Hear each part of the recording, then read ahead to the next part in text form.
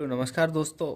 यहाँ पे हम जो 42वीं संविधान संशोधन से आगे कारवा बढ़ाते हुए आगे बढ़ रहे हैं।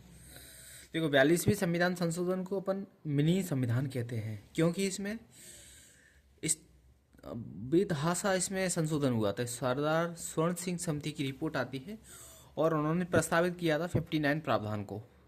तो इसमें अपन ने दो नए भाग जोड़े थे। जैसे कि बात करें अपन 4 क के बारे में, जिसमें फंडामेंटल ड्यूटी है ना, मौलिक कर्तव्य भी जुड़े गए थे, और 14 का जुड़े गए थे, है ना। इसमें जो कर्तव्य विधि से संबंधित बातें होती हैं, कुछ प्रशासनिक उपबंध वगैरह, और 11 नए अनुच्छेद और 52 अनुच्छेद ऐसे थे जिसमें संशोधन किया गया था। तो मुख्यतः अपन 10-12 कुछ संशोधन है, इनके बारे में पढ़ लेते हैं। सबसे पहला जो मुख्य तौर पर बात की जाती है और हमेशा चर्चा का विषय रहती है, अभी आजकल तो ऐसे बात की जाती है कि धर्मनिरपेक्षता ये शब्द ऐसा क्यों जोड़ा गया है। इस पे बहुत डिबेट होती है, क्योंकि उस दौरान डिबेट नहीं हुई थी। तो अक्सर एम विषय में रहता है, और जो विषय डिबेट में रहता है, न्यूज़ में रहता है, उसके एग्ज़ाम में आने की संभावना प्रबल हो जाती है। तो यहाँ पे संविधान की प्रस्तावना में समाजवादी, धर्मनिरपेक्षता, एकता और अखंडता शब्द जोड़े गए थे 42वीं संविधान संशोधन के माध्यम से। तो एक एक ऐसा क्वेश्चन भी बनता है कि मुख्य परीक्षा एमपीपीएससी में कई बार पूछा गया है कि जो संविधान की प्रस्तावना संशोधन के बाद लिखिए, तो उसमें इस तीनों शब्द जोड़ दिए जाते हैं। संविधान की प्रस्तावना स्वतंत्रता के बाद लिखिए तो उसमें तीनों शब्द नहीं आते हैं, ठीक है। और जनरली प्रस्तावना में तो ये शब्द जोड़ना ही है अपन को। अगला, जो सभी विधानसभाएं, लोकसभा की जो सीटें होती हैं, उनको ऐसा कर दिया था कि इनकी जो सीटें हैं वो 1999 यानी शताब्दी के अंत तक स्थिर रहेंगी, फ्रीज कर दी गई थी। यानी इन सीटों की संख्या वो नहीं बढ़ा सकते थे। 545 कर दी गई थी 31वें संविधान संशोधन में। ऐसे 7वें संविधान संशोधन में 500 से 525 की गई थी। 31वें संविधान संशोधन में 525 से 545 की गई थी। और जो 42वां संविधान संशोधन था उसमें ये सीटें फ्रीज कर दी गई थी। यानी बताया गया था कि ये शताब्दी के अंत तक इन सीटों को बढ़ाया नहीं जाएगा, एज इट इज रखी जाएंगी। हालांकि लेकिन जनसंख्या के आधार पर परिसीमन के माध्यम से अपन क्षेत्र का निर्धारण कर सकते हैं, और किया भी है, होता भी है वो तो। और उसमें दूसरा था कि जो कार्यकाल होता है लोकसभा का, वो 5 वर्ष था, उसको 6 वर्ष कर दिया गया था।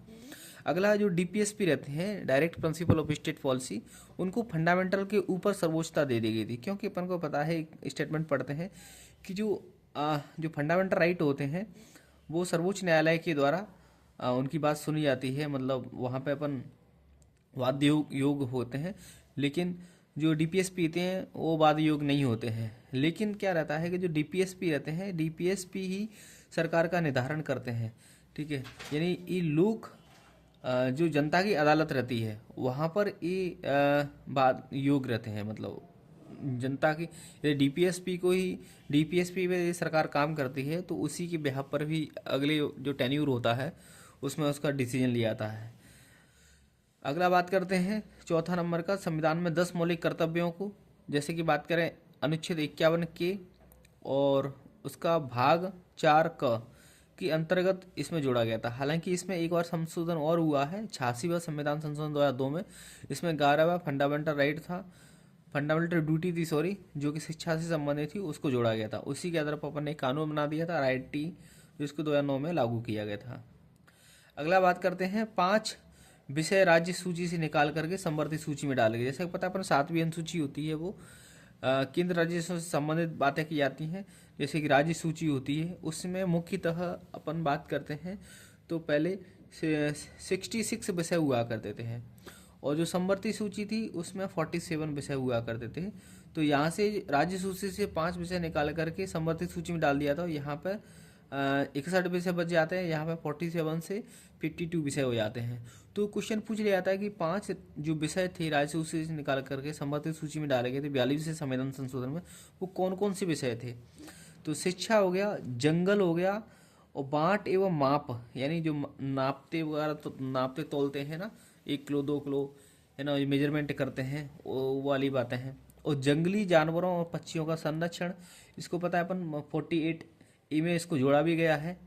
जो बात करते हैं कहाँ पे अलग से भी जुड़ा गया था, ये जो विषय था अपने डीपीएसपी में।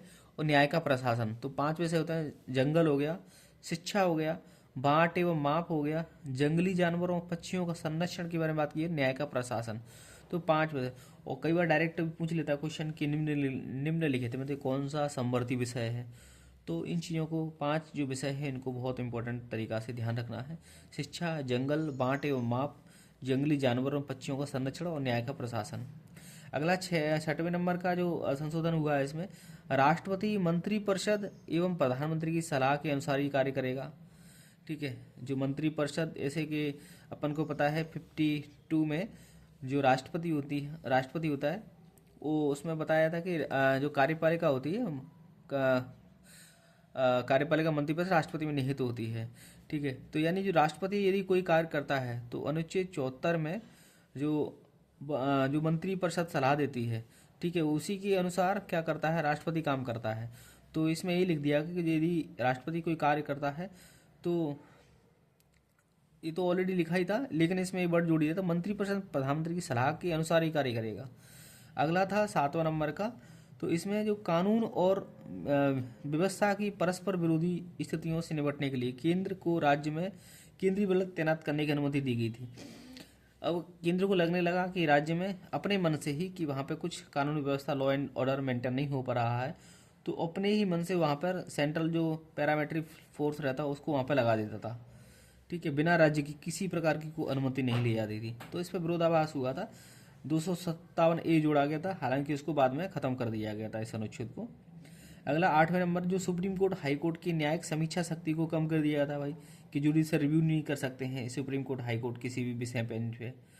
ठीक है, अगला 9वां जो था कि संवैधानिक वैधता के प्रश्न पर 5 से, यदि किसी प्रकार का कोई डाउट आता है संविधान संशोधन में, तो जो न्यायाधीश रहते हैं वो कम से कम 5 से अधिक बेंच, 5 जज रहेंगे कम से कम, तब वो सुनवाई कर सकते हैं। यदि 5 जजों की कोई बेंच बैठती है तो उनको सर्वसम्मति से निर्णय लेना होगा, तभी उस पर क्वेश्चन उठा सकते हो कोई, यदि संविधान संशोधन है तो। और यदि 5 से अधिक यदि न्यायाधीशों की बेंच है तो उसमें 2/3 के बहुमत से निर्णय देना होगा। तो बहुत ही कठिन ये संशोधन किया गया था, और हिसाब से जो जुडिशियल पावर थी, सुप्रीम कोर्ट की पावर पूरी धराशायी कर दी गई थी। यहाँ पे कौन सी बात होती है, यदि 5 से अधिक न्यायाधीशों की बेंच है तो 2/3 के बहुमत से निर्णय लेना होगा। यदि और न्यायाधीश की संख्या 5 है, संख्या 5 तक है, तो निर्णय सर्वसम्मति से होना चाहिए। अगला था कि डीपीएसपी में 3 नए संशोधन जोड़े गए थे और एक संशोधन में संशोधन किया गया था। जैसे कि बात करें 39A, बहुत इंपॉर्टेंट है कि भाई जो समान न्याय को बढ़ावा देना है और गरीबों को मुफ्त कानूनी सहायता देना है, ठीक है, उसके लिए जुड़ा गया था। और जो 43A है, जैसे कि कोई कंपनी होती है, कोई फैक्ट्री होती है, सरकारी ऐसे पब्लिक सेक्टर अंडरटेकिंग PSU वगैरह होती हैं, तो इसमें यूनियन बनाने की बारे में बात की जाती है। एक तो मैनेजमेंट तो खुद रहता ही है, लेकिन मैनेजमेंट बात नहीं सुनता है जनरली, एक कोई पर्सन जाता है तो उसमें बताया गया था कि भाई जो श्रमिकों की भागीदारी करने के लिए एक उनका यूनियन होगा, ठीक है, तो उनसे बात करने के लिए, उनकी भागीदारी करने की मैनेजमेंट के साथ में डिस्कस करने के लिए एक मौका दिया जाएगा। तो इससे संबंधित इसमें संशोधन किया गया था कि उद्योगों के प्रबंधन में श्रमिकों की भागीदारी सुनिश्चित करने के लिए ये बात की गई थी। 48A में जैसे कि भाई बताया गया था कि पर्यावरण की रक्षा और सुधार करना है और वन और वन्य जीवों की सुरक्षा करना है। ये विषय कौन सा है, जंगली जानवर और पक्षियों का संरक्षण, संवर्ती विषय का संवर्ती सूची का विषय, जो कि राजस्व से निकाल करके संवर्ती सूची में डाल गया था। और यहाँ पर 48A में इसको DPSP में डाल दिया गया इस विषय को, कि पर्यावरण की रक्षा करना, सुधार करना है तथा वन और वन्य जीवों की सुरक्षा भी करना है।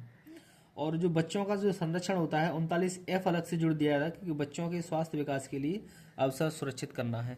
तो एक बार दोबारा देखते हैं 42वें संविधान संशोधन में सरदार स्वर्ण सिंह समिति की रिपोर्ट के आधार पर 59 प्रावधान प्रस्तावित किए गए थे। ठीक है, इसमें सबसे पहले जो संविधान का प्रस्तावना होता है, वहाँ पे समाजवादी, धर्मनिरपेक्ष, एकता, अखंडता शब्द जुड़ा गया था और बोला गया था कि सभी विधानसभा, लोकसभा की जो सीटें हैं शताब्दी के अंत तक फ्रीज कर दी जाती हैं, किसी प्रकार सीटें नहीं बढ़ाई जाएंगी और कार्यकाल 5 से 6 कर दिया था। DPSP फंडामेंटल राइट से ऊपर है और संविधान में 10 मौलिक कर्तव्य जुड़े गए थे, जिसको कि अनुच्छेद 51K के अंतर्गत और अलग से भाग 14(4) का भी जोड़ा गया था। और हालांकि इसमें 86वें संविधान संशोधन होता है 2002 में, इसमें 11वें फंडामेंटल ड्यूटी भी जोड़ी गई थी। और पांचवा, जो 5 राज्य अनुसूची के जो विषय थे उनको समवर्ती सूची में निकाल करके हस्तांतरण कर दिया था। जैसे कि बात करें शिक्षा, जंगल, बांट और माप, ठीक है, और जंगली जानवर और पक्षियों का संरक्षण और न्याय का प्रशासन। अगला जो राष्ट्रपति होता है वो मंत्रिपरिषद प्रधानमंत्री की सलाह मानने के लिए, सलाह के अनुसार ही कार्य करेगा। सातवां बोला गया था कि जो कानून और व्यवस्था होती है बिना राज्य की परमिशन से उसमें केंद्रीय बल तैनात कर दिए जाते थे, ठीक है, किसी विरोधी स्थिति से निपटने के लिए। अगला हाईकोर्ट और सुप्रीम कोर्ट की न्याय समीक्षा को शक्ति को भी कम कर दिया गया था, ठीक है। और अगला बात करें तो यहाँ पर जो न्यायिक वैधता पर प्रश्न खड़े कर दिए थे कि 5 से अधिक जजों की बेंच होगी तो 2/3 के बहुमत से निर्णय पास करेगी, और ये 5 जज हैं तो सर्वसम्मति से उस बहुमत को पास करना पड़ेगा, तभी संविधान का जो संशोधन हुआ उस पर क्वेश्चन किया जा सकता है। अगला डीपीएस में 3 नए संविधान संशोधन जोड़े गए थे, एक में परिवर्तन किया गया था, जैसे कि 39A जोड़ा गया था, 43A जोड़ा गया था, 48A जोड़ा गया था और 39F में संशोधन किया गया था। इसके पश्चात अपन आते हैं इस पे जो 44वां संविधान संशोधन होता है, ये भी इम्पोर्टेंट है क्योंकि 42वें संविधान संशोधन में जो गलती थी उनको, जो गलत काम किए गए थे सीधे साधा जो गलत संशोधन किए थे उनको हटाया गया था। तो 44वां संविधान संशोधन 1978, जब उस टाइम पर जनता दल की सरकार हुआ करती थी, मोरारजी देसाई प्रधानमंत्री हुआ करते थे, तो उस टाइम पर संविधान लाया गया था। जैसे कि उस संविधान संशोधन को 42वें संविधान संशोधन को अपन मिनी संविधान संशोधन कहते हैं। एक और संविधान संशोधन 35वां संविधान संशोधन जो 1935 एक्ट है उसको भी अपन मिनी संविधान कहते हैं। 44वें संविधान संशोधन को लोकतंत्र का रक्षक संशोधन कहते हैं, क्योंकि ऐसे जो लोकतंत्र की खतरा डालने वाले जो संविधान संशोधन हुए थे उनको हटा दिया गया था, इसलिए अपन 44वें संविधान संशोधन को लोकतंत्र का रक्षक संशोधन भी कहते हैं। यह संशोधन मुख्यतः आपातकाल जब इमरजेंसी लगी थी 75-77 के अनुभवों की प्रतिक्रिया में जो लाया गया था, जो गलत तरीके से जो संशोधन किए गए थे उनको हटाने के लिए ये संशोधन लाया गया था। जैसे कि बात करें संपत्ति का मौलिक अधिकार 39, ये तो सेपरेटली लिया गया क्योंकि आए दिन जो संपत्ति से संबंधित सुप्रीम कोर्ट में केस आते रहते, तो इसलिए इस केस को 39(1)(f) जो फंडामेंटल राइट हुआ करता था 31 को हटा और तथा 31 इन दोनों को हटा करके 300 का में डाल दिया, जो कि इसको एक लीगल राइट बना दिया। देखो ये लीगल राइट है ना कि आपका फंडामेंटल राइट है जो संपत्ति का अधिकार है। अगला मौलिक अधिकारों की सुरक्षा के लिए जो अनुच्छेद 20 और 21 होते हैं उनको सस्पेंड नहीं किया जा सकता है। जो अनुच्छेद 359 के अकॉर्डिंग राष्ट्रपति सस्पेंड करता है जितने सारे अपने फंडामेंटल राइट होते हैं अनुच्छेद 12 से लगा करके 35 तक, तो उसमें 20 और 21 ऐसा संविधान संशोधन है, जो दोनों आर्टिकल हैं 20 और 21 उनको सस्पेंड नहीं कर सकते हैं, हालांकि इससे पहले सस्पेंड किया जा सकते थे। एक और था इसमें, अपन बात करें आगे पढ़ रहे हैं, जो आपातकाल संबंधी प्रावधान थे, जैसे कि बाह्य आक्रमण, युद्ध और आंतरिक शक्ति। जब 1975 में इंदिरा गांधी जी ने जो इमरजेंसी लगाई थी वो आंतरिक अशांति के आधार पर लगाई थी, लेकिन इस शब्द को आंतरिक अशांति को बदल करके सशस्त्र विद्रोह कर दिया गया था। यानी यदि इंटरनल कोई डिस्टर्बेंस हो रहा है तो कोई फर्क नहीं पड़ेगा, ये सशस्त्र विद्रोह तभी लगा सकते जो लोग बंदूक गोले बारूद लगा करके ले करके सड़कों पर आ जाते हैं, मारधाड़ करने लगते हैं, उसके पश्चात ही इस टाइप का संशोधन किया सकता है। तो 352 में बहुत इंपॉर्टेंट है, जो आंतरिक अशांति नाम का शब्द था उसको बदल करके सशस्त्र विद्रोह कर दिया जाता है। तो देखो एक बार क्या देखते हैं कि सबसे मुख्यतः तौर पर 39(1)(f) और 31 को हटा दिया जाता है और इसको 300 का में डाल दिया जाता है, जो कि लीगल राइट बना दिया जाता है। मौलिक अधिकार की सुरक्षा के लिए अनुच्छेद 20 और 21 को सस्पेंड नहीं किया सकता है अनुच्छेद 359 के अकॉर्डिंग। और था कि आपातकाल में संबंधित प्रावधान किए गए थे, जैसे कि अनुच्छेद 352 में एक 3 आधार होते हैं। बाह्य आक्रमण, यदि किसी अदर कंट्री ने यदि किसी बाह्य रूप से कोई आक्रमण कर दिया है, यदि कोई युद्ध हो गया है या आंतरिक अशांति हो गई, तो आंतरिक अशांति सशस्त्र विद्रोह नाम का शब्द जोड़ दिया था। और जो 358 अनुच्छेद होता है, ठीक है, उसके अनुसार जो अनुच्छेद 19 था पहले स्वतः ही निलंबित हो जाता था। जैसे बाह्य आक्रमण, युद्ध और आंतरिक अशांति जैसे ही आपातकाल लगता था तो अनुच्छेद 19 तुरंत खत्म हो जाता था, लेकिन तो लोगों को बोलने की स्वतंत्रता ही नहीं रहती थी। लेकिन अब जो 44वां संविधान संशोधन के तहत जो आर्टिकल 19 है वो स्वतः निलंबित नहीं होगा, हालांकि राष्ट्रपति के पास इसकी विवेकाधीन शक्ति होती है जो उसको सस्पेंड कर सकता है 350 के तहत में, लेकिन ऐसा नहीं होता है। और साथ ही साथ में यहाँ पर ये था कि जो 20 और 21 है वो 32 आर्टिकल होता है, जो कि संविधान की आत्मा कहा है डॉक्टर बाबा साहब अम्बेडकर ने, तो उसको भी सस्पेंड नहीं कर सकते हैं। तो मुख्यतः अपन 4 जो रहते हैं, हालांकि 359 के तहत इसको 19 को सस्पेंड किया जाता है। अगला है आपातकाल की घोषणा। जो राष्ट्रपति, यदि आपातकाल की घोषणा होनी है तो जो मंत्रिमंडल होता है, जो कैबिनेट होता है, उसकी लिखित सिफारिश के आधार पर ही सस्पेंड करेगा। और संसद की जो स्वीकृति होती थी 2 महीने के भीतर होती थी, लेकिन अब क्या बोल दिया था कि संसद की जो स्वीकृति है वो 1 माह के भीतर ही आवश्यक होती है, ताकि जो आपातकाल है, इमरजेंसी, उसको अगले 6 महीने तक बढ़ाया सके। ठीक है। छः और जो अवधि थी, जैसे पहले 6 वर्ष लोकसभा की अवधि थी, 6 वर्ष कर दी थी, उसको पुनः 5 वर्ष उस अवधि को कर दिया था। देखो ये बहुत इंपॉर्टेंट है। अभी तक ये जो पढ़े हैं यहाँ से, जो मौलिक अधिकारों की सुरक्षा 44 संविधान संशोधन में अनुच्छेद 20-21 को निलंबित नहीं कर सकते हैं 359 के तहत। और आपातकाल में प्रावधान, जो आंतरिक अशांति शब्द था उसको सशस्त्र विद्रोह कर दिया जाता है। और जो 350 था, 350 के आधार पर, यानी जो बाह्य आक्रमण हो गया, युद्ध हो गया, आंतरिक अशांति, यानी अशांति तो हट जाता है, सशस्त्र विद्रोह, इनके आधार पर जो आर्टिकल 19 है उसको स्वतः निलंबित नहीं होगा, ऐसा बोला गया है। और आपातकाल की घोषणा के बारे में बात करें तो राष्ट्रपति आपातकाल की घोषणा करना चाहता है तो मंत्रिमंडल की लिखित सिफारिश चाहिए, उसी के आधार पर इसको इमरजेंसी को तो घोषित कर सकता है। संसद की स्वीकृति 1 माह के भीतर संसद की स्वीकृति आवश्यक हो जाती है, ताकि अगले 6 माह के लिए उसको बढ़ाया सके। और जो लोकसभा का जो कार्यकाल था 6 वर्ष से लगाकर 5 वर्ष पुनः कर दिया जाता है। लोकसभा तथा राज्य विधानसभाओं की जो अवधि होती है, यही बात की गई है। और अच्छा, ये जो इमरजेंसी रहती है, यदि अगले 6 माह के बाद में यदि वो लेके आते हैं, संशोधन लेके आते रहते हैं, स्वीकृति लेते रहते हैं, तो उसके बाद अनिश्चित काल तक इसे बढ़ाई जा सकती है। हालांकि अब आता है उच्चतम न्यायालय, जो को रहता है सुप्रीम कोर्ट को राष्ट्रपति तथा उपराष्ट्रपति निर्वाचन संबंधी विवाद को हल करने की अधिकारता है। ठीक है। अनुच्छेद 17 में अपन देखते हैं, 71 में जो सुप्रीम कोर्ट हाई कोर्ट रहता है, यदि राष्ट्रपति उपराष्ट्रपति संबंधित निर्वाचन संबंधित कोई विवाद है तो उसको हल करने की इसके पास पावर होती है।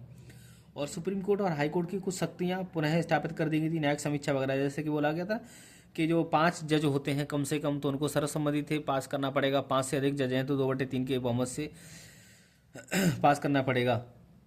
ठीक है। तो इस ऐसी जो शक्तियां थी उनको हटा करके अपन बोल सकते हैं कि सुप्रीम कोर्ट, हाई कोर्ट की कुछ जो न्यायिक शक्तियां उनको पुनः स्थापित कर दिया जाता है। अनुच्छेद 103 और 192 के बारे में, जो यहाँ पर संसद के बारे में, यहाँ पर विधानमंडल के जो सदस्य होते हैं, अयोग्यता के प्रश्न के बारे में बात की जाती है, तो इनका निर्णय राष्ट्रपति का निर्णय होगा, ये भी बात की गई थी। तो इसके लिए जो पहले चुनाव आयोग होता था, चुनाव आयोग के लिए अलग से क्या बोलते हैं एक न्यायाधिकरण बनाता था, तो उस शक्ति को खत्म कर दिया था। राष्ट्रपति ने बोला कि जब अपने पास ऑलरेडी जब सुप्रीम कोर्ट, हाई कोर्ट है, तो चुनाव आयोग क्यों अलग से वो बनाता है न्यायाधिकरण, तो इसलिए चुनाव आयोग की पावर को खत्म कर देता है। सॉरी, राष्ट्रपति का निर्णय चुनाव आयोग की राय पर आधारित, सॉरी मैं गलत बोल रहा हूँ, माफी चाहिए।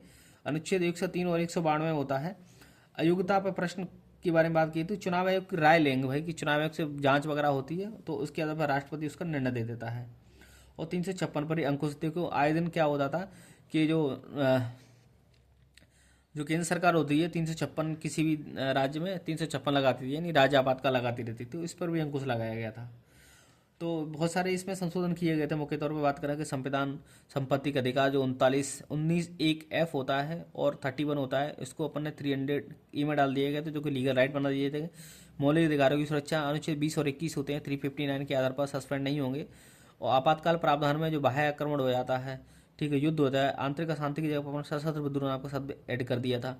और 350 के तहत में जो उपरोक्त आधार होते हैं, यानी कि आंतरिक अशांति होगी, ठीक है, आंतरिक अशांति की जगह पर अपन ने सशस्त्र विद्रोह ऐड कर लिया है, युद्ध हो गए, बाह्य आक्रमण, इनके आधार पर अनुच्छेद 19 होता है, वो स्वतः निलंबित नहीं होगा। ठीक है। आपातकाल की घोषणा राष्ट्रपति होता है, जो कि मंत्रिमंडल की लिखित सिफारिश के आधार पर ही करेगा। यदि संसद की स्वीकृति 1 माह के भीतर आ जाती है, तभी उसको आपातकाल को अगले 6 महीने के लिए बढ़ाया जाता है, और ऐसे अनिश्चित बढ़ा सकते हैं। और लोकसभा, राज्य विधानसभाओं की जो अवधि होती है 6 से 5 वर्ष कर दी गई थी। सुप्रीम कोर्ट, हाई कोर्ट तथा उपराष्ट्रपति होते हैं, उनके निर्वाचन संबंधी विवाद को हल करने की अधिकारता इसमें 71 में दे दी गई है। राष्ट्रपति, उपराष्ट्रपति के निर्वाचन संबंधी सुप्रीम कोर्ट को दे दी गई, सुप्रीम कोर्ट देखेगा इनको। और सुप्रीम कोर्ट, हाई कोर्ट की जो शक्तियाँ थी, ठीक है, उनको पुनः स्थापित कर दिया था। 103, 192 में अयोग्यता के प्रश्न पर राष्ट्रपति का निर्णय जब चुनाव आयोग से वो राय ले लेगा, उसके आधार पर करेगा। 356 पर अंकुश लगा दिए गए थे। अब इसके मुक्त जो महत्व होते हैं कि भारतीय लोकतंत्र को तानाशाही प्रवृत्तियों से बचाने वाला संशोधन है, और नागरिक स्वतंत्रताओं की सुरक्षा को मजबूत आधार देता है, नागरिक स्वतंत्रता की सुरक्षा को, और आपातकालीन दुरुपयोग का संवैधानिक अंकुश लगाता है, और संविधान को अधिक मानवीय और लोकतंत्र बनाता है। अगला बात करते हैं 52वां संविधान संशोधन, बहुत इंपॉर्टेंट होता है। राजनीतिक दल बदल पर अंकुश। ये 10वीं अनुसूची ऑलरेडी थी, अपन ने देखा था। 35वें संविधान संशोधन जब हुआ था, सिक्किम को डाला गया था उसकी शर्तों के संबंधित, तो वहाँ से 36वें संविधान संशोधन से सिक्किम को निकालकर पूर्ण राज्य का दर्जा दे दिया था, तो 10वीं अनुसूची खाली हो जाती है। तो 52वें संविधान संशोधन के तहत क्या करते हैं अपन, राजनीतिक दल बदल पर अंकुश लगाने हेतु 10वीं अनुसूची में ये डाला जाता है। और उसमें बताया गया था कि यह यदि किसी दल के 1/3 सदस्य अलग होते हैं तो उन पर अयोग्यता लागू नहीं होती है। लेकिन अब 1/3 की जगह पर 2/3 सदस्यों के बारे में बात की जाती है। आगे संविधान संशोधन आगे पढ़ेंगे अपन। 55वां संविधान संशोधन के बारे में बात की जाती है।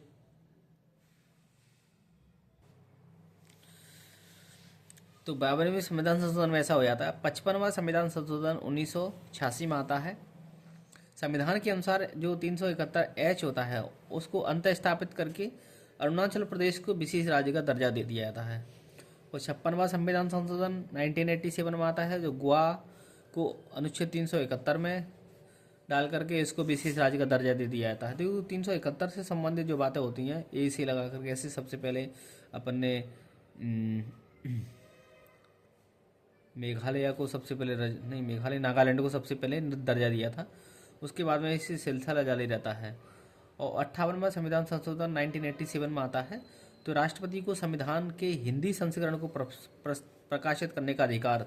देखो, 58वां संविधान संशोधन 1987 से पहले जो अंग्रेजी का संस्करण हुआ करता था संविधान का, वही वैध होता था, मतलब ठीक है। लेकिन 58वां संविधान संशोधन 1987 में हिंदी संस्करण होता है, उसको प्रकाशित कर दिया जाता है। जैसा कि अपन को पता हुआ है, जो हिंदी में जो राइटिंग किया था संविधान को, बसंत कृष्ण वैद्य ने, यानी कैलीग्राफी की थी।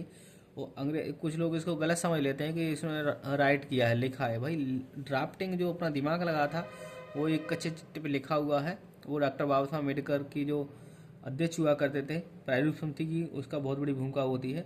लेकिन सिर्फ ऐसे ये जो अनुच्छेद है मैंने यहाँ पे कॉपी में लिखे हुए, भाई मैंने किसी किताब में किसी नोट से निकाल करके यहाँ पे क्लासेस वगैरह से मैंने यहाँ पे लिख ली, तो ये थोड़ी ना कि मैंने संविधान लिख दिया है। तो ये जो मैं लिख रहा हूँ यहाँ पे मैंने कॉपी पे लिखा है, तो ये यही काम हिंदी में बसंत कृष्ण वैद्य ने किया है और अंग्रेजी में प्रेम बिहारी नारायण रायजादा ने किया है। किनने? प्रेम बिहारी नारायण रायजादा। इन्होंने कंडीशन लिखी थी कि भाई मैं 1 रुपया फीस नहीं लूँगा, लेकिन जो संविधान के हर एक पेज पे जो मैं साइन करूँगा, ऐसा कुछ था इनकी कंडीशंस। तो यहाँ पे जो हिंदी संस्करण को प्रकाशित करने का अधिकार था 58वां संविधान संशोधन 1987 में, और इसके लिए 394 का अनुच्छेद को अंतर्स्थापित किया गया था।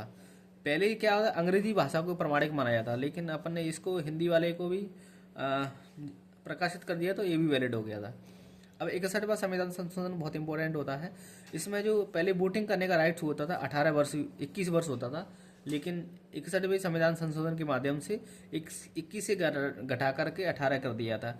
यानी अनुच्छेद जो 326 होता उसमें संशोधन किया गया था। यह अधिनियम 1988 में पारित हुआ था और 89 में लागू हुआ था। और देखो अब क्या हुआ था, 21 से 18 कर दिया था। अब लोग ज़्यादा आने लगे, मतलब उसमें जो वोटिंग राइट्स ज़्यादा लोगों को हो गया, तो इससे क्या होगा, इलेक्शन कमीशन ऑफ इंडिया पे बाहर पड़ेगा। तो इसलिए ईसीआई की जो बॉडी थी वो 3 सदस्यीय, इससे पहले 1 सदस्यीय बॉडी हुआ करती थी, सिर्फ एक ही। उसमें चीफ जो मुख्य निर्वाचन आयुक्त होता था। अब क्या, मुख्य निर्वाचन आयुक्त के अलावा 2 अन्य निर्वाचन आयुक्त भी होने लगे थे। तो इस 3 सदस्यीय बॉडी बना दिया था 1989 में। हालांकि इसको फिर 1 सदस्यीय, फिर दोबारा से फिर 3 सदस्यीय बना दिया गया था। इसमें ऐसे संशोधन हुए थे। अब 65वां संविधान संशोधन 1989 में आता है। इसमें अनुच्छेद 338 में संशोधन करके SC/ST आयोग के गठन की व्यवस्था है, वो बहुत इंपॉर्टेंट है। पहले अपने पास जो अनुसूचित जाति और जनजाति आयोग के लिए आयोग नहीं था अलग से, ठीक है। तो 338 में संशोधन किया गया था और इसमें अलग से आयोग की गठन के बारे में बात की गई थी। तो SC/ST आयोग के गठन की व्यवस्था की गई थी, जिसमें आयोग की संरचना, इसके कर्तव्य क्या होंगे, इसकी पावर क्या होंगी, ठीक है, ऐसे प्रावधान इसमें डाले गए थे। 69वां संविधान संशोधन 1991 में आता है, बहुत इंपॉर्टेंट संशोधन होता है ये। इसमें जो केंद्र शासित क्षेत्र होता है, NCR बोलते हैं इसको, दिल्ली का इसका नाम बदल करके, जो केंद्र शासित क्षेत्र दिल्ली है इसका नाम बदल NCR कर दिया था, ठीक है, नेशनल कैपिटल रीजन ना। तो इसमें जो और भी किया गया था कि दिल्ली में जो 70 सदस्य वाली विधानसभा होगी और 7 सदस्यीय मंत्रिपरिषद होगी। हालांकि इसको जाकर के 12 कर दिया था, है ना, 12 हो जाती है, ठीक है। और उपराज्यपाल को कार्यपालिका का प्रमुख बना दिया गया था। देखो कि 69वां संविधान संशोधन में क्या क्या देखा अपन ने कि केंद्र शासित क्षेत्र, उसका नाम एनसीआर कर दिया था। जो दिल्ली में 70 सदस्यीय क्या होने की विधानसभा बैठेगी और उसमें मंत्रिपरिषद हो सकती है। ठीक है। और उपराज्यपाल को कार्यपालिका का प्रमुख बना दिया गया था। और अनुच्छेद 239 क और अनुच्छेद 239 क ख जोड़ करके दिल्ली को विशेष राज्य का दर्जा दे दिया जाता है। इसके पश्चात अपन पढ़ेंगे 69 हो गया 70वां संविधान संशोधन पर बात करते हैं। 70वां संविधान संशोधन से शुरुआत करेंगे तो अभी अपन ने देख लिया था कि भाई 69वां संविधान संशोधन में दिल्ली को एनसीआर का दर्जा दे दिया था। 70 विधानसभा सीटों के बारे में बात की जाती है। वहाँ पे एलजी को भी कार्यपालिका का प्रमुख बना दिया जाता है। 239 क और क ख को जोड़कर के दिल्ली को विशेष राज्य का दर्जा दे दिया था। तो अब इसको जो राष्ट्रपति का जो निर्वाचन होगा उस निर्वाचन मंडल में भी जोड़ना अपन को। इससे पहले क्या होता है, पंडिचेरी को भी दिया गया था लेकिन राष्ट्रपति के निर्वाचन मंडल में शामिल नहीं होते थे। तो 70वां संविधान संशोधन के माध्यम से दिल्ली और पौंडीचेरी होते हैं यूटी, उनकी जो विधानसभा सदस्य होते हैं उनको राष्ट्रपति के निर्वाचक मंडल में शामिल करने का प्रावधान किया है। अपन को पता है जो अनुच्छेद 54 होता है उसमें राष्ट्रपति के निर्वाचक मंडल के संबंध में बात की जाती है। राष्ट्रपति के निर्वाचक मंडल में संसद के निर्वाचित सदस्य यानी राज्यसभा के निर्वाचित सदस्य, लोकसभा के निर्वाचित सदस्य और राज्य के विधानमंडलों के निर्वाचित सदस्य और दिल्ली और पौंडीचेरी के विधानसभा के निर्वाचित सदस्य शामिल होते हैं। और इस प्रकार से वो निर्वाचक मंडल का गठन बनाते हैं अनुच्छेद 54 के तहत। 71वां संविधान संशोधन 1992 में आता है। तो इसमें अपन ने देखा था पहले 21वां संविधान संशोधन, उसमें सिंधी भाषा को जोड़ा गया था 8वीं अनुसूची में। तो 15 भाषा हो गई थी। अब 71वां संविधान संशोधन के द्वारा 8वीं अनुसूची में कोंकणी, मणिपुरी, नेपाली भाषाओं को जोड़ दिया। नमक शॉर्ट फॉर्म में इसका ऐसे ट्रिक होती है। और 73वां संविधान संशोधन बहुत फेमस संविधान संशोधन, इस पर बताने की आवश्यकता नहीं है। पंचायती राज व्यवस्था होती है, संवैधानिक दर्जा होता है इसको। 24 अप्रैल 1993 को दर्जा मिल जाता है। तो इसमें भाग 9 और 16 नए अनुच्छेद। देखो भाग 9 ऑलरेडी था, अपन ने देखा था कब, जब अपना जो देश था 1956 से पहले 1 नवंबर 1956 से पहले part A B C D में बटा हुआ था। वो जो पार्ट डी वाला भाग हुआ करता था अंडमान निकोबार, ठीक है, और तो उसमें भाग 9 में शामिल हुआ करते थे। और उस अंडमान निकोबार को हटा करके अपन ने कहाँ पर डाल दिया था, अनुसूची 1 में डाल दिया गया था। ठीक है, तो वहाँ से ही ये सब चीज़ों के बारे में भाग 9 ऑलरेडी था अपने पास, तो वहाँ से वो खाली पड़ा था। तो 73वां संविधान संशोधन के माध्यम से इसमें ये प्रावधान जोड़ दिए गए थे कि अपन को जो संविधान संशोधन है पंचायती राज से संबंधित भाग 9 में होंगे। और 16 नए अनुच्छेदों के बारे में ये जुड़े गए हैं 243 से लगा करके 243 अणा तक। ठीक है, ये अलग से जोड़े गए थे। तो इसकी पृष्ठभूमि के बारे में बात करें तो गांधी जी हमेशा कहते थे कि अपना जो भारत देश है वो ग्रामों में निवास करता है, इसलिए ग्रामों को पावर जरूर, पॉलिटिकल पावर जरूर देना चाहिए। तो इसके संबंध में अनुच्छेद 40 में पंचायतों से संबंधित पंचायतों के गठन के बारे में बातें अपन ने डीपीएसपी में ऐड भी करी थी, लेकिन उनको एक प्रॉपर तरीका से लॉ कानून नहीं बन पा रहा था। तो इसके लिए 73वां संविधान संशोधन 1992 में आता है। 24 अप्रैल 1993 को संवैधानिक दर्जा मिलता है। ठीक है, तो इसके तहत जो पंचायत होती हैं केवल राज्य के कानूनों पर निर्भर करती थी इससे पहले। ठीक है, एक स्थायी और एक रूप व्यवस्था नहीं थी। लेकिन एलएम सिंघवी की समिति आती है 1986 में, वो सिफारिशों को के आधार पर इनका बहुत बड़ा योगदान होता है और ये संवैधानिक दर्जा दे देती हैं किसको, पंचायतों को। और इसके संबंध में अगला जो 11वीं अनुसूची जोड़ी जाती है और उसमें 29 विषयों को कानून बना दिया जाता है पंचायत, जिसपे पंचायतों के लिए कानून बनाने का अधिकार दे दिया गया था। ठीक है, तो इससे अपन को महत्व समझ में आता है कि ग्रामीण स्तर पर लोकतांत्रिक विकेंद्रीकरण को बढ़ावा मिलता है। देखो 7 नंबर में भी आराम से इस क्वेश्चन को लिख सकते हैं अपन। और प्री की दृष्टिकोण से तो बहुत सारे फैक्ट हैं इसमें कि पंचायती राज व्यवस्था संवैधानिक दर्जा कब मिलता है। 24 अप्रैल 1993 को, 24 अप्रैल को अपन पंचायती राज दिवस भी मनाते हैं इसी के अवसर पर, क्योंकि 24 अप्रैल को ही अपना संविधान लागू होता है। 73वां संविधान संशोधन होता है। इसमें भाग 9 16 नए अनुच्छेद 243 और 243 क से लगा करके 213 तक। ठीक है, इसमें पृष्ठभूमि समझ रहे हैं कि गांधी जी का सपना था ये। ठीक है, पहले ये जो पंचायत होती थी राज्यों की कानून पर डिपेंड होती थी, स्थायी नहीं होती थी, कोई टाइप से एक रूपता व्यवस्था नहीं थी उसमें। एलएम सिंह भी इम्पोर्टेंट है, इनकी सिफारिश के आधार पर ही ये जो संविधान संशोधन हुआ है 73वां इसी के आधार पर हुआ है। और 11वीं अनुसूची जोड़ी गई तो 29 विषयों को कानून बना दिया गया। और इसका महत्व इंपॉर्टेंट हो जाता है कि ग्रामीण स्तर पर लोकतांत्रिक विकेंद्रीकरण को बढ़ावा मिल जाता है। 74वां संविधान संशोधन भी इसी टाइप का है। ये भी शहरी जो स्थानीय निकाय होते हैं यानी नगर पालिका वगैरह उनको संवैधानिक दर्जा देने के लिए लागू होता है। 1 जून 1993 को लागू हो जाता है। ये बाद में होता है, ये 24 अप्रैल 93 को होता है, ये 1 जून 1993 को हो जाता है। इसमें 12वीं अनुसूची शामिल कर देते हैं और नगर निगम हो जाते हैं, नगर पालिका हो जाती हैं, ठीक है, और नगर पंचायत वगैरह होते हैं। देखो नगर निगम, नगर पालिका, नगर पंचायत होती हैं। जो नगर निगम होते हैं बड़े बड़े जो राज्य होते हैं, बड़े बड़े जहाँ पर शहर होते हैं, जनसंख्या होती है वहाँ पर होते हैं। और जो नगर परिषद होती है छोटे जगह होती है वहाँ पर होते हैं। और जो नगर पंचायत होती है संक्रमणशील क्षेत्र होता है नगर परिषद और नगर पंचायत के बीच है। ग्राम पंचायत है वो थोड़ा बड़ा हो रहा है, शहर कस्बा बन रहा है, तो उस टाइम पर नगर पंचायत का गठन किया जाता है। अब इसके लिए अपन को भाग 9A जोड़ा गया था और अनुच्छेद 243 से लगा करके ZG तक के बारे में बात की जाती है। और महत्व इसका इम्पोर्टेंट है। देखो से यहाँ पर जैसे कि अपन ने देखा था कि जो ग्रामीण स्तर पर लोकतांत्रिक विकेंद्रीकरण को आजकल जो सरपंच वगैरह होते हैं वो भी विधायक बन जाते हैं, तो यानी इससे पता लग जाता है अपन को कि लोकतांत्रिक विकेंद्रीकरण यानी वहाँ के लोगों को भी एक पॉलिटिकल पावर मिलने लगती है, वो भी एक राजनीतिक सत्ता में भागीदार बन सकते हैं। तो शहरी लोकतंत्र को संवैधानिक संरक्षण बल मिला है यहाँ से भी। नगर प्रशासन में पारदर्शिता मिली, नागरिक भागीदारी में वृद्धि हो गई, शहरी विकास की योजनाबद्ध क्या हो गया, जो शहरी लोकतांत्रिक को संवैधानिक संरक्षण मिल गया है, जैसे कि यहाँ पे ग्रामीण लोकतंत्र को संवैधानिक संरक्षण मिल जाता है। नगर प्रशासन में पारदर्शिता आने लगती है और नगर जो नागरिक होते हैं वो पॉलिटिकल पावर में, राजनीतिक शक्तियों में भागीदारी ले सकते हैं, उनकी राजनीतिक पावर बढ़ने लगती है और शहरी विकास की योजनाबद्ध विकास व्यवस्था भी चलने लगती है। इसके बाद में 76वां ये संविधान संशोधन होता है, 76 संविधान संशोधन। तो इसके बारे में देखते हैं। देखो इसमें 9वीं अनुसूची में संशोधन होता है और अपन को पता है 9वीं अनुसूची में कोई चीज़ डाल देते तो उसमें किसी प्रकार जुडिशियल रिव्यू नहीं होता था। लेकिन तमिलनाडु सरकार के द्वारा जो पिछड़े वर्गों के लिए सरकारी नौकरी में 69% आरक्षण का उपबंध करने वाली अधिनियम को 9वीं अनुसूची में डाल दिया गया था भाई। और एक इंदिरा साहनी केस आता है, इंदिरा साहनी में बोला गया कि भाई 50% से ऊपर जो आरक्षण अपन नहीं दे सकते हैं। हालांकि और इसमें बोला गया कि 27% आरक्षण ओबीसी को दिया जा सकता है, लेकिन केंद्र के आधार पर, राज्य के आधार पर तभी दिया जा सकता है जब राज्य डिसाइड कर ले कि वहाँ की पॉपुलेशन 50% ज़्यादा है कि नहीं है। लेकिन तमिलनाडु सरकार ने 69% आरक्षण का उपबंध कर दिया था और 9वीं अनुसूची में डाल दिया था। और 9वीं अनुसूची में ये था कि भाई इसमें किसी प्रकार की जुडिशियल रिव्यू नहीं होता है। 77वां संविधान संशोधन 1995 में आता है। इसमें अनुच्छेद 16 में खंड 4 का जोड़ा गया था। अनुच्छेद 16 में खंड 4 का जोड़ा जाता है, जिसमें क्या बताया गया था कि SC ST के लिए जो सरकारी सेवा होती है उसमें पदोन्नति में आरक्षण के बारे में बात की जाती है।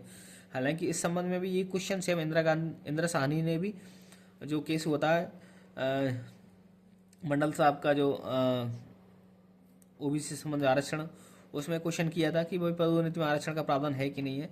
ठीक है, तो 77वां संविधान संशोधन 1995 में भी अनुच्छेद 16 में 4 का जोड़ करके SC ST के लिए सरकारी सेवाओं में पदोन्नति में आरक्षण का प्रावधान कर दिया गया था। 81वें संविधान संशोधन 2000 में आता है। इसमें अनुच्छेद 4 ख जोड़ दिया था 16 में। इसमें क्या होता है, ऐसी बैकलॉग की सीटें होती हैं, ऐसे मान लो 100 सीटें आई हैं, उसमें से 15 सीटें SC के लिए रिजर्व हैं, 8 सीटें ST के लिए रिजर्व हैं, अकॉर्डिंग टू रिजर्वेशन में बात कर रहा हूँ मैं। तो उसमें से 16 और 8 होती हैं, उसमें से मान लो 16 में से 12 सीटें भरी हैं, 4 सीटें खाली हो गई, 8 में से 6 सीटें भरी हैं, 2 सीटें खाली रह गई। तो जो सीटें हैं, पहले क्या होता था, ये जो संशोधन नहीं आता 81वें संविधान संशोधन, तो अगली बार उसी विभाग में या जिस भर्ती आई है तो जो वैकेंसी होती है जनरल में डाल दी जाती है। मान लो 100 वैकेंसी दोबारा से दिया है तो उनको 1 से 6 वैकेंसी कर दिया था। लेकिन अब ऐसा नहीं होगा 81वें संविधान संशोधन के माध्यम से कि भाई ऐसा नहीं होगा। ये जो वैकेंसी है 80 की वैकेंसी 16 आ रही हैं, तो पहले जो 4 बची हैं तो उसको 20 किया जाएगा, और जो ST की 8 थी और पहले जो 2 बची थी तो 10 किया जाएगा। तो ये जो पावर थी, इससे क्या होता है, रिजर्वेशन और मजबूत होता है और SC ST के जो हक रहते हैं, अधिकार होते हैं, उनको बढ़ावा मिलता है। तो बहुत ही शानदार संशोधन हुआ करता था ये 81वें संविधान संशोधन 2000 में। अनुच्छेद 16 में 4 खंड जोड़ा गया था, जिसमें SC और ST और पिछड़ा वर्ग के बकाया पद, इसमें OBC का भी इसमें रिजर्वेशन था। इस टाइप से जो बैकलॉग सीटें होती हैं OBC के नाम से, यदि उसको भी जो नहीं भरी हैं सीटें, तो उसको भी बैकलॉग बना करके उसको कैरी फॉरवर्ड कर दिया जाता था। ठीक है, तो उसको कैरी फॉरवर्ड रूल भी कहते हैं। तो और इसमें बोला गया था ये 50% की आरक्षण की सीमा को उल्लंघन नहीं करता है। ठीक है। अब 84वें संविधान संशोधन 2001 में आता है। लोकसभा और विधानसभा की सीटों की संख्या में 2026 तक किसी प्रकार का कोई परिवर्तन का प्रावधान नहीं है और इसका आधार 1971 की जनगणना होगा। ठीक है। 86वें संविधान संशोधन बहुत इंपॉर्टेंट है, कई बार एग्जाम में पूछा गया है। इसमें शिक्षा को मौलिक अधिकार बनाने से संबंधित बात की। अभी तक क्या है, शिक्षा केवल मौलिक अधिकार नहीं था, केवल डीपीएसपी में लिखा था अनुच्छेद 46 के अंतर्गत कि भाई अनुच्छेद 45 में लिखा हुआ था कि जो इससे संबंधित बातें की गई थी, एजुकेशन से संबंधित बातें की गई थी। ठीक है। जो 6 वर्ष से यानी 0 से 14 वर्ष की आयु तक के जो बच्चे हैं उनको निःशुल्क शिक्षा वगैरह दी जाएगी। लेकिन फंडामेंटल राइट बना दिया था। उन्नीकरण एक बाद आता है आंध्र प्रदेश राज्य का 1993 में, तो उसमें ऐसा कुछ बात की जाती है, वहाँ से मामला गर्म होता है। ठीक है। तो 14 वर्ष तक की जो शिक्षा, 14 वर्ष तक की आयु के बच्चे होते हैं उनको आंशिक रूप से मौलिक अधिकार माना गया था 1993 में। लेकिन 21A को जोड़ दिया जाता है, शिक्षा से संबंधित अधिकार होता है। इसमें बताया गया था कि 6 से 14 वर्ष के जो सभी बच्चे हैं उनको अनिवार्य और निःशुल्क शिक्षा प्रदान करने का राज्य का अधिकार, राज्य का मतलब कर्तव्य है। अनुच्छेद 45 में अब इसमें संशोधन करना पड़ेगा, क्योंकि इसमें 0 से 14 वर्ष तक के बारे में बात की गई थी। अब इसमें 6 से 14 वर्ष तक के बच्चों को लिए फंडामेंटल राइट ऐड कर दिया गया है। अब 0 से 6 वर्ष के जो बच्चे हैं उनकी बच्चों के लिए शाला पूर्व जो शिक्षा, आंगनबाड़ी वगैरह है ना, फ्री जो में एजुकेशन होती है। ठीक है। तो शाला पूर्व शिक्षा और देखभाल का प्रावधान इसमें किया गया था, यानी अनुच्छेद 45 में संशोधन किया गया था 86वें संविधान संशोधन के माध्यम से। और जो अपना फंडामेंटल ड्यूटी होती थी, मौलिक कर्तव्य है, उसमें केवल 10 ही फंडामेंटल राइट हुआ करते थे। अब इसमें 51A का भी जोड़ दिया गया था, यानी 6 से 14 वर्ष के बच्चे हैं उनको जो शिक्षा के अवसर उपलब्ध कराना जो पालक वगैरह होता है उनका कर्तव्य होता है। और इसी के तहत ये जो एक्ट आया, ये जो आया है, और इससे पहले अपन को RT एक्ट आया था है लागू, इसको 1 अप्रैल 2010 से करे। इसका इंपॉर्टेंस बहुत हो जाता है कि ये शिक्षा होते हैं मौलिक अधिकार बन जाती है, जिससे कि हर व्यक्ति साक्षरता ग्रहण कर सकता है और मानव विकास को बढ़ावा मिलता है। सीधे से अगर शिक्षा ही एकमात्र संसाधन होता है, जैसे कि बहुत सारे विकसित कंट्री हैं, जापान वगैरह, साउथ कोरिया वगैरह, यहाँ पर ही सबसे ज़्यादा जो ह्यूमन रिसोर्स डेवलपमेंट यानी एजुकेशन पर सबसे ज़्यादा फोकस किया है इन्होंने, तभी वहाँ की जनता पढ़ी लिखी है और वो किसी हर प्रकार के निर्णय लेती है। ठीक है। वहाँ पर टेक्नोलॉजी का डेवलपमेंट होता है और वो लोग बहुत आगे हैं शिक्षा के आधार पर। तो एक शिक्षा को बढ़ावा दे करके 86वें संविधान संशोधन में ये भी बहुत इंपॉर्टेंट काम किया था भारतीय संविधान के माध्यम से। तो शिक्षा मौलिक अधिकार बन गई थी, साक्षरता मानव विकास को बढ़ावा मिल गया था। और इससे क्या होता है, जब व्यक्ति पढ़ा लिखा होता है तो सामाजिक समानता की दिशा में एक अपने आप ही अच्छे कदम बढ़ने लगते हैं। तो इसमें एक बड़ा कदम साबित होता है। ठीक है। अगला वे बात करते हैं 89वां वाला संविधान संशोधन, ये 2003 में आता है। 89 संविधान संशोधन कब आता है? 2003 में। तो इसमें अनुसूचित, देखो इससे पहले एक संविधान संशोधन आया था 1989 में, जो आया था 65वां संविधान संशोधन। 65वां संविधान संशोधन में 338 अनुच्छेद होता है। इसमें SC ST के लिए आयोग बनाने की बात की जाती है। लेकिन 89वां संविधान संशोधन 2003 में आता है, तो उसमें जो SC ST के लिए एक ही आयोग था, उसको आयोग को अलग अलग करने की वाली बात की जाती है कि बोला गया SC के लिए अलग आयोग, ST के लिए अलग आयोग, यानी अनुसूचित जाति आयोग और राष्ट्रीय अनुसूचित जाति आयोग और राष्ट्रीय अनुसूचित जनजाति आयोग। ठीक है। तो इसके लिए 102वां संविधान संशोधन आगे होगा। ठीक है। वो तो NCBC के लिए होगा। तो 19 फरवरी 2004 को इसका लागू होता है और NCSC यानी national commission for schedule caste अनुच्छेद 338 में डाल दिया जाता है और national commission for schedule tribe अनुच्छेद 338A में इसको जोड़ दिया जाता है। ठीक है। यानी 338 में संशोधन किया जाता है 2003 में 89वें संविधान संशोधन, और इसमें अलग से 338A को अलग से जोड़ा जाता है। आगे जाकर के एक और संविधान संशोधन होगा NCBC national commission for backward caste, क्योंकि 102वां संविधान संशोधन, और इसमें 338B के माध्यम से OBC होता है उसको भी संवैधानिक दर्जा दे दिया था। इससे पहले केवल इनको लीगल राइट था, ना कि एक एक्ट था सिर्फ, उसको एक कॉन्स्टिट्यूशनल राइट नहीं था। अब जिसको जो कार्य होता है, जो को संवैधानिक और कानूनी संरक्षण की निगरानी करना है, शिकायतों की जांच करना है, केंद्र और राज्य को सलाह देना है, और राष्ट्रपति इसकी जो वार्षिक रिपोर्ट होता है उसको प्रस्तुत करता है। 90वां संविधान संशोधन 2003 में आता है। इसमें जो अनुच्छेद 75 होता है और अनुच्छेद 164 होता है, इसमें संशोधन कर दिया जाता है कि जो मंत्रिपरिषद का आकार होता है वो निश्चित हो जाता है। यानी पहले क्या होता था कि भाई जो मर्जी पड़ा है उसको मंत्री बना दो, लेकिन अब 91वां संविधान संशोधन 2003 के माध्यम से जो अनुच्छेद 75 होता है, यानी लोकसभा की बात की जाती है, और इसमें 89 जुड़ दें तो 164 आएगा, तो इसमें राज्य की विधानसभा के बारे में बात की जाती है। तो यहाँ पे जो पीएम और सीएम सहित, पीएम के सहित लोकसभा में और सीएम के सहित राज्य की विधानसभा में जो मंत्रियों की जो संख्या रहेगी 15% से अधिक नहीं हो सकती, इसमें क्लियर मेंशन कर दिया गया था 90वां संविधान संशोधन 2003 के द्वारा। और छोटे राज्य होते हैं जहाँ पर सदस्य संख्या 40 है, वहाँ पर मंत्रियों की अधिकतम संख्या 12 हो जाएगी। ठीक है। और जो दल बदल होता था, दल बदल, ऐसे कि 52वां संविधान संशोधन अपन ने देखा था कि कोई भी ऐसे आयाराम गयाराम एक घटना होती है, ठीक है, उस व्यक्ति ने 2-3 बार पार्टी चेंज कर ली थी एक दिन में, तो उस पर 10वीं अनुसूची जोड़ करके दल बदल विरोधी वो लग जाता है, इस पर एक्ट लग जाता है, तो उसके माध्यम से उसकी सदस्यता खत्म कर दी जाती है। ठीक है। तो उसमें पहले 1/3 का वो था, प्रावधान था कि भाई 1/3 सदस्य यदि पार्टी को छोड़ते हैं तो उसको दल बदल विरोधी उस पर कानून नहीं लगेगा। लेकिन 91वां संविधान संशोधन में एक और प्रावधान कर दिया गया कि भाई 1/3 इसको 2/3 सदस्यों का विलय यदि किसी पार्टी के पक्ष में, यदि कोई पार्टी 2/3 के सदस्यों के एक साथ छोड़ते हैं तो उस पर ये वाला एक्ट नहीं लगेगा। ठीक है। तो दल विलय की पार्टी में कम से कम 2/3 सदस्यों का विलय होना जरूरी है। अब 52वां संविधान संशोधन आता है 2003 में। इसमें देखो अपन ने 21वां संविधान संशोधन पढ़ा था, 71वां संविधान संशोधन, और 2003 में 52वां संविधान संशोधन। 8वीं अनुसूची में 4 भाषा जोड़ी जाती हैं, बोडो डोगरी मैथिली संताली BDM में।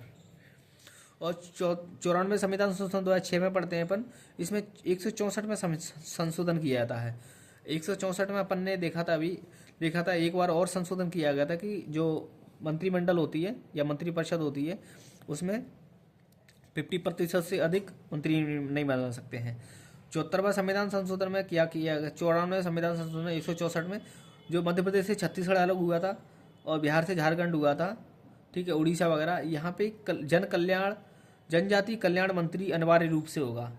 हालांकि बिहार में इतनी जनसंख्या नहीं है तो इसको हटा दिया गया था। ठीक है। और ये जो रहता है जो जनजाति मंत्रालय उसके अधीन होगा। जनजाति मंत्रालय ऑलरेडी 1990 बन चुका था, लेकिन क्या रहे एक अलग से कल्याण मंत्री के बारे में बात नहीं किया थी। ठीक है। तो यहाँ पे 164वीं संविधान संशोधन में संशोधन करके 94वां संविधान संशोधन किया था 164वें अनुच्छेद में 2006 में। उसमें बोल दिया गया था कि जनजाति कल्याण मंत्री अलग से होगा। कौन से 3 राज्यों के लिए? मध्य प्रदेश, छत्तीसगढ़, झारखंड और उड़ीसा। 4 राज्यों के लिए, मध्य प्रदेश, छत्तीसगढ़, झारखंड, उड़ीसा। हालांकि इससे पहले बिहार भी हुआ करता, लेकिन बिहार को इस सिचुएशन से हटा दिया गया था 94th 2006 में। 57वां संविधान संशोधन ये आता है, बहुत इंपॉर्टेंट है। इससे पहले अपन ने देखा था 73वां संविधान, 74वां संविधान संशोधन। ठीक है। तो यहाँ पर ऐसे ही सहकारी समितियों को बनाने का अधिकार 97वें संविधान संशोधन 2011 में आता है। इसको लागू 15 फरवरी 2012 में होता है और सहकारी समिति बनाने का अधिकार एक मौलिक अधिकार बन जाता है। 19(1)(c) में भी जिक्र कर दिया जाता है और इसके लिए नया भाग 9B भी जोड़ दिया जाता है और अनुच्छेद 243 ZH से लगाकर ZT तक जुड़ा था। इसमें चुनाव, संरचना, कार्यकाल, ऑडिट आदि का प्रावधान कर दिया जाता है कि जो सहकारी समिति है उसका 5 वर्ष में चुनाव होगा, एक निर्वाचित बोर्ड होगा, इसके लिए स्वतंत्र ऑडिट की व्यवस्था की गई है इसमें। ठीक है। और यहाँ पर एक बात की जाती है कि सहकारी समिति होती क्या है, एक्चुअली में क्या होती है, जो स्थानीय लोग वगैरह होते हैं उन्हीं के द्वारा वहाँ की जो लोकल, देखो हर चीज़ को गवर्नमेंट प्रोवाइड नहीं करा सकती है। ठीक है। तो इसके लिए क्या एक सहकारी समिति का गठन किया जाता है। तो सहकारी समिति में जो स्थानीय लोग होते हैं वहाँ की स्थानीय आवश्यकता क्या है वहाँ के लोगों को पता होती है। ठीक है। और उन आवश्यकता तो है और वहाँ पर समस्याओं का समाधान करने के लिए एक अलाभकारी लोकतंत्र पद्धति से गठन किया गया एक संगठन होता है। इसकी डेफिनेशन के बारे में बात करें, स्थानीय लोगों के द्वारा स्थानीय आवश्यकताओं की पूर्ति होती, स्थानीय समस्याओं के निदान हेतु लोकतांत्रिक क्योंकि इसमें इलेक्शन होता है, इसके माध्यम से एक संगठन का गठन किया जाता है। तो इसी को ही अपन क्या सहकारी समिति कह देते हैं और इसको फंडामेंटल राइट बना दिया था 19(1)(c). ठीक है। इसमें भाग 9B जोड़ दिया गया था, अनुच्छेद 243 ZH से लगाकर ZT तक जोड़ दिया जाता है और इसके इलेक्शन वगैरह सब चीज़ होती हैं। ठीक है। इसको स्वतंत्र ऑडिट का भी व्यवस्था की गई है। और अगला 243 बी होता है, 43 बी डीपीएसपी जुड़ा गया था। यहाँ पर भी सहकारी समितियों के बारे में बात की जाती है कि राज्य सहकारी समितियों के स्वायत्त संचालन, लोकतांत्रिक नियंत्रण और पेशेवर प्रबंधन को बढ़ावा देगा। इस टाइप से 97 संविधान संशोधन हो जाता है। अब 99 संविधान संशोधन के बारे में बात करें, ये जो कि बहुत इंपॉर्टेंट संविधान संशोधन होता है और जो सरकार इसमें जुडिशियल पावर भी दिखती है। जो राष्ट्रीय न्यायिक नियुक्ति आयोग के बारे में एनजेएसी इसको बोला गया था, 13 अप्रैल 2015 को लागू कर दिया जाता है। जो अनुच्छेद 124 ए बी सी इसमें जुड़े जाते हैं। हालांकि 2015 में सुप्रीम कोर्ट ने इस संशोधन को असंवैधानिक और शून्य घोषित कर दिया था, यानी जुडिशियल रिव्यू के माध्यम से, क्योंकि पावर ऑफ सुप्रीम कोर्ट। इसमें क्या था कि जो कॉलेजियम सिस्टम को ख़त्म कर दिया गया था, है ना, और जो पुरानी व्यवस्था थी उसको दोबारा से लागू कर दिया। इसमें एक ऐसे बोला गया था कि कुछ सरकार की तरफ से एक समिति गठन की जाएगी, इसमें सुप्रीम कोर्ट वगैरह होगा, ठीक है, और सुप्रीम कोर्ट की तरफ से जज होंगे, विधि कानून मंत्री होगा, 2 अलग से वो सदस्य वगैरह होंगे, इसके माध्यम से जजों का निर्धारण किया जाएगा। तो ये चीज़ सुप्रीम कोर्ट को ठीक नहीं लगी थी और तुरंत ही इस जो एनजीएसी आयोग बना था उसको ख़त्म कर दिया जाता है, ठीक है। तो 1993 से सुप्रीम कोर्ट के जजों को ट्रांसफ़र करना है, नियुक्ति करना है, इससे संबंधित प्रक्रिया होती है, इसको कॉलेजियम सिस्टम कहता है, वो उसका चलन था तो उसी को जारी रखा। देखो यहाँ पे मैंने बॉक्स में बना के रखा हुआ है किसके बारे में, कॉलेजियम प्रणाली के बारे में। 1993 से शुरू होती है व्यवस्था। होती क्या है, सुप्रीम कोर्ट और हाई कोर्ट के न्यायाधीश होते हैं, उनकी नियुक्ति करना है, उनका ट्रांसफ़र करना है, इससे संबंधित प्रक्रिया होती है, ठीक है। यानी एक कुछ जज होते हैं, उनका समूह होता है एक टाइप से, ठीक है, जो कि वो डिसाइड करते हैं कि किसकी नियुक्ति करना है, किसका ट्रांसफ़र करना है। और इसमें सरकार की जो भूमिका होती है बहुत कम होती है, ठीक है। और मुख्यतः मतलब 3 टाइप के जो होते हैं कॉलेजियम सिस्टम होते हैं। अभी प्रेजेंटली 1998 वाला चल रहा है। जैसे सुप्रीम कोर्ट का अपॉइंटमेंट करना है तो इसमें 1+4+1 कभी हो जाता है, तो 5 या 6 जजों की बैठक होती है। और जो हाई कोर्ट में अपॉइंटमेंट करना है जजों का, तो एक मुख्य जो न्यायाधीश होते हैं सीजेआई रहते हैं, चीफ जस्टिस ऑफ इंडिया, वो तो रहते ही हैं, प्लस 2 अन्य जज होते हैं, तो 3 जज बैठते हैं यहाँ पे। और जो हाई कोर्ट में ट्रांसफ़र वगैरह करना है तो 1+2+2 यानी 5 जजों की बैठक होती है, यहाँ 5 जजों की बेंच होती है यहाँ पे। अब 100वां जो संविधान संशोधन 2015 में बात की जाती है, तो इसमें अपन ने एक संविधान संशोधन और पढ़ा था, स्टार्टिंग में पढ़ा था, 9वां। तो भारत और बांग्लादेश 51 और 111 क्षेत्र भूमि हस्तांतरण, यानी भारत ने 51 क्षेत्र ले लिए थे बांग्लादेश से और बांग्लादेश को 111 क्षेत्र भूमि हस्तांतरण कर दिए थे। ऐसा संविधान संशोधन 100वां किया गया था 2015 में। तो भारत और बांग्लादेश के बीच सीमा पर लंबे समय से एन्क्लेव और अस्पष्ट सीमा थी। तो 1974 में एक समझौता होता है, भूमि सीमा समझौता, इसको LBA बोलते हैं, ठीक है, लैंड एंड बाउंड्री एक्ट ऐसा कुछ बोलता है, ठीक है। और 1992 में बांग्लादेश को 999 साल की लीज पर दे दिया गया था। 74 में जो संविधान संशोधन हुआ था, भूमि लैंड बाउंड्री एग्रीमेंट, ठीक है, तो 1992 में इसको 999 साल की लीज पर दे दिया गया था। 2011 में पूरी तरह से बांग्लादेशी नागरिकों के लिए खोला गया था इसको। और 100 है ना, ऐसा होता है, ठीक है। 100वां संविधान बांग्लादेश से संबंधित है। 101वां संविधान संशोधन बहुत इंपॉर्टेंट है, ये 1 जुलाई 2017 में लागू होता है। जीएसटी की शुरुआत की होती है यहाँ से, बिल 122वां होता है यहाँ पे। इसमें 246A, 269A, 279A, ये 3 अनुच्छेद अलग से जोड़े जाते हैं। 246A में बात की जाती है केंद्र और राज्य को जीएसटी लगाने का अधिकार है। देखो, जीएसटी लगाने के बारे में बात की जाती है, ये 7वीं अनुसूची का विषय है और केंद्र राज्य को जीएसटी लगाने का अधिकार होता है। 269A में सेंट्रल टैक्स काउंसिलिंग के माध्यम से जीएसटी का संग्रह होता है। सेंट्रल टैक्स काउंसिल के माध्यम से जीएसटी का संग्रह के बारे में बात की जाती है। 239A में एक जीएसटी परिषद होगी जिसका अध्यक्ष पीएम होगा, केंद्रीय वित्त मंत्री सदस्य होंगे और सभी राज्यों और यूटी की जो वित्त मंत्री वो भी सदस्य होंगे। जो जीएसटी परिषद का संरचना कैसी होती है, पीएम अध्यक्ष होते हैं और केंद्रीय वित्त मंत्री सदस्य, और जितने सारे राज्य और यूटी होते हैं उनके वित्त मंत्री वो भी सदस्य होते हैं। इसकी जो गठन के बारे में बात की जाती है जीएसटी परिषद के बाद 239A में बात की जाती है। 102वां संविधान संशोधन 2018 में आता है और 123वां बिल लेके आते हैं। सामाजिक न्याय और अधिकारिता मंत्रालय के अधीन जो एनसीबीसी अभी मैंने बातें की थी, जब मैं बात करता 89वें संविधान संशोधन 2003 में जो आता है, उसमें अपन एससी और एसटी के लिए अलग अलग से आयोग बनाते हैं। और यहाँ पर भी 102वां संविधान संशोधन के माध्यम से 338 भी जोड़ देते हैं और एनसीबीसी के लिए, national commission for backward caste के लिए संवैधानिक दर्जा अलग से दे देते हैं। ओबीसी जो होता है इसमें लेकिन दिक्कत आ गई थी। क्या होता था कि जो जाति जोड़ने का काम पहले केंद्र राज्य दोनों करते थे, लेकिन जैसे ही 102वां संविधान संशोधन करते हैं तो जाति जोड़ने का काम सिर्फ केंद्र के पास रह गया था, राज्य को इसमें दर्जा हट गया था, क्योंकि इसमें 342 के जोड़ दिया था और 342 का में लिखा गया था कि केंद्र सरकार ओबीसी की सूची तैयार करेगी, जो भी जाति डालना है वो केवल केंद्र ही डाल सकती है। तो इसको हटाने के लिए, इस प्रावधान को मतलब सॉर्ट आउट करने के लिए 105वां संविधान संशोधन लाते हैं। तो एक स्वाभाविक तौर पे है कि भाई यहाँ पर जो समस्या है तो आगे ही संविधान संशोधन होगा। तो 105 में संविधान संशोधन होता है और राज्यों को जाति जोड़ने की शक्ति दे दी जाती है। 102 के बाद में 103वां संविधान संशोधन आता है, इसको देखते हैं अपन। 103वां संविधान संशोधन होता है, इसमें 14 जनवरी 2019 से लागू होता है। स्वतंत्र भारत में पहली बार आर्थिक रूप से कमजोर वर्गों के लिए आरक्षण की व्यवस्था की जाती है।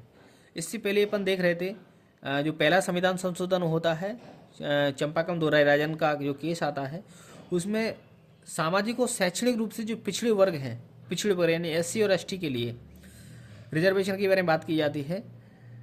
लेकिन 103वां संविधान संशोधन पहली बार ऐसा होता है कि यहाँ पर आर्थिक रूप से जो कमजोर वर्ग हैं, यानी जिनकी आय 8 लाख से कम है, वो गरीब होंगे और उनको 103वां संविधान संशोधन के माध्यम से 10% का आरक्षण मिल जाएगा। ठीक है। शिक्षा में ईडब्ल्यूएस के लिए आरक्षण अनुच्छेद 15(6) अलग से जोड़ा गया था और अनुच्छेद 16(6) भी जोड़ा गया था, जिसमें सरकारी नौकरी में देखो अनुच्छेद 16 में अपन सरकारी नियोजन के बारे में बात की जाती है। तो यहाँ पे सरकारी नौकरियों में 16(6) जोड़ा जाता है और इसको बोला गया था कि ये 50% सीमा का उल्लंघन नहीं करता है। संविधान ने, सुप्रीम कोर्ट ने इस संविधान संशोधन को वैध ठहरा दिया था। देखो यहाँ पे मैं लिखा हुआ ईडब्ल्यूएस का मतलब क्या होता है, जो सामान्य वर्ग के आर्थिक रूप से कमजोर लोग होते हैं, जिनकी वार्षिक आय 8 लाख से कम है।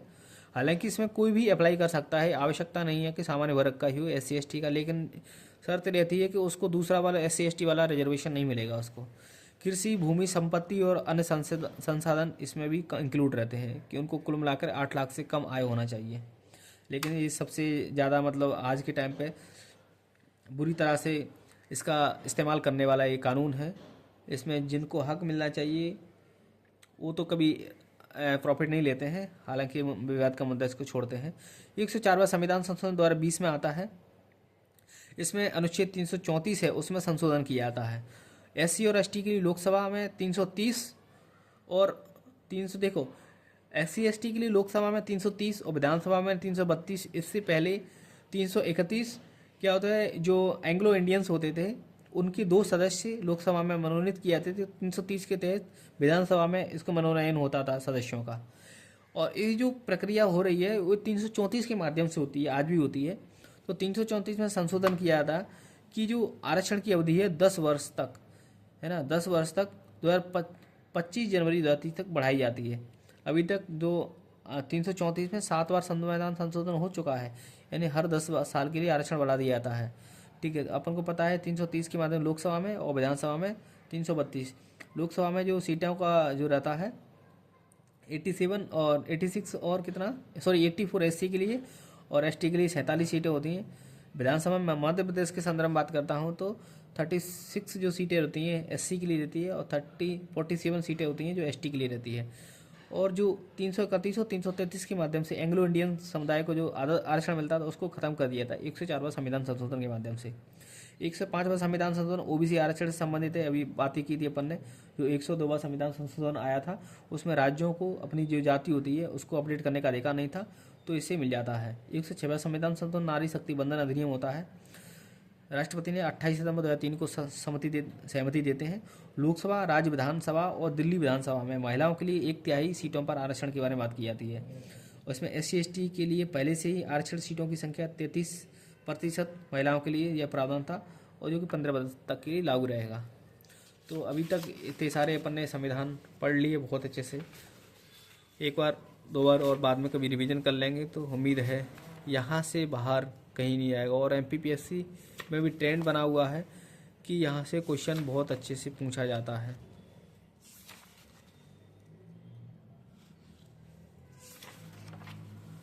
Thank you. जय हिंद, जय भारत।